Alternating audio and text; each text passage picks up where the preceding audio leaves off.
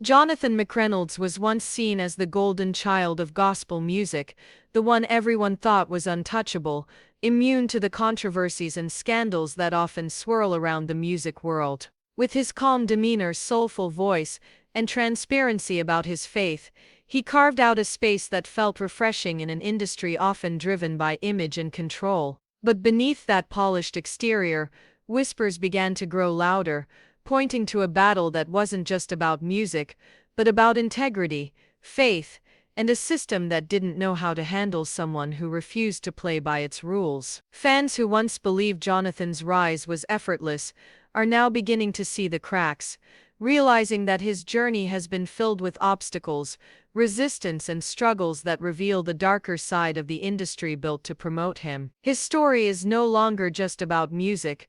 It has become a symbol of what happens when authenticity collides with a machine, fueled by conformity and profit. Jonathan's journey didn't begin under bright lights or on grand stages. He grew up in Chicago, surrounded by the grounding influence of family and faith. His mother played a critical role in nurturing his gifts, making sure he stayed connected to gospel roots while encouraging him to develop his own sound. For Jonathan, music wasn't just about rhythm or performance, it was about survival. He often described songwriting as his therapy, a way to express doubts, insecurities, prayers, and struggles he couldn't always put into words. That approach carried into his debut album in 2012, Life Music, which immediately set him apart from other gospel artists of his generation. Tracks like No Gray and Love in Me weren't packaged cliches. They were confessions that resonated with listeners who were tired of overly polished, unreal portrayals of faith. Fans connected because Jonathan wasn't selling perfection, he was sharing truth. That transparency caught the attention of critics and earned him recognition beyond what most new artists could hope for. Invitations to major stages followed, and his reputation grew with each performance. By the time Life Music Stage 2 arrived in 2015, Jonathan was already being hailed as one of the most influential young gospel voices of his time. Songs like Gotta Have You became anthems for young believers searching for music that spoke to real struggles instead of idealized versions of Christianity. Yet even at this point, when his rise seemed unstoppable, Jonathan was quietly facing pushback. While his honesty drew fans closer, insiders saw risk. His stripped-down acoustic-driven style didn't always fit the formula of gospel radio. His openness about personal flaws clashed with an industry that thrived on carefully polished perfection. The very things that made him special to fans made him a problem for a system that valued predictability. Still, Jonathan's star continued to rise. His 2018 project Make Room soared to #1 on Billboard's gospel charts, with Cycles quickly becoming one of his most recognized songs. He broke through barriers by performing on mainstream platforms, while still remaining unapologetically rooted in faith. From the outside, it looked like Jonathan had found the perfect balance between artistry and message. But behind the scenes, tension was building. Industry insiders began to question whether his music was gospel enough. Others pressured him to collaborate with secular artists to broaden his reach, even if it meant compromising his vision. There were constant conversations about making his songs more radio-friendly, less explicitly about God, and more aligned with mainstream R&B to sell more records. Jonathan resisted, even when it came at a cost. His refusal to commercialize his faith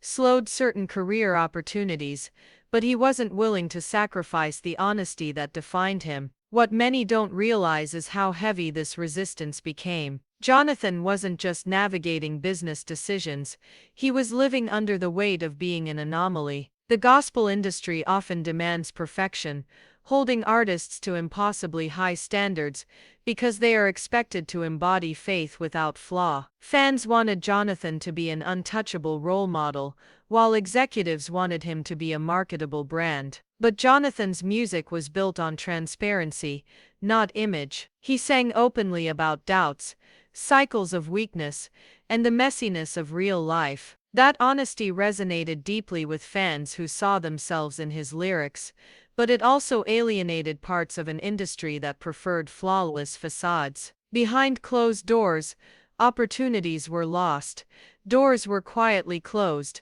and whispers spread that Jonathan wasn't playing the game. The truth is, Jonathan's resistance revealed much bigger cracks in the system. His refusal to conform highlighted how the gospel industry, despite being rooted in faith, often mirrors the same politics, competition, and image-driven pressures as secular music. He spoke openly in interviews about these realities, admitting that gospel can be just as toxic as any other corner of entertainment. He pointed out how awards and recognition often reflect politics rather than pure talent, how radio play can be influenced by industry connections more than listener demand, and how authenticity is frequently sacrificed for the sake of sales. His honesty was refreshing to fans, but unsettling to insiders who preferred the illusion of unity and purity. Even his Grammy win in 2021 for People carried undertones of critique. While fans celebrated the recognition, Jonathan downplayed the importance of awards, suggesting they weren't the true measure of impact. His perspective sent a subtle message that rattled an industry reliant on such accolades to validate its stars. Radio was another battleground. Despite his popularity, Jonathan's music didn't always dominate gospel airwaves like some of his peers. Insiders quietly admitted that this had more to do with his resistance to play the industry's game than with fan demand. Instead, Jonathan relied on streaming, social media, and a fiercely loyal fanbase to carry his music, building influence outside traditional structures. This battle also tested his spiritual foundation. For someone who built his life on faith, realizing that the industry tied to that faith could feel toxic was disorienting. He wrestled with difficult questions. How do you believe in a system that feels corrupted? How do you continue representing an industry that doesn't always support authenticity? Jonathan leaned deeper into prayer, but admitted to seasons of doubt and loneliness, moments when being an outsider in gospel left him questioning his place. He also used his platform to highlight mental health, something rarely addressed in gospel circles. By admitting his battles with insecurity and depression, he broke a stigma, even though critics accused him of focusing too much on weakness. Jonathan insisted that acknowledging weakness makes faith real, and millions found hope in his honesty.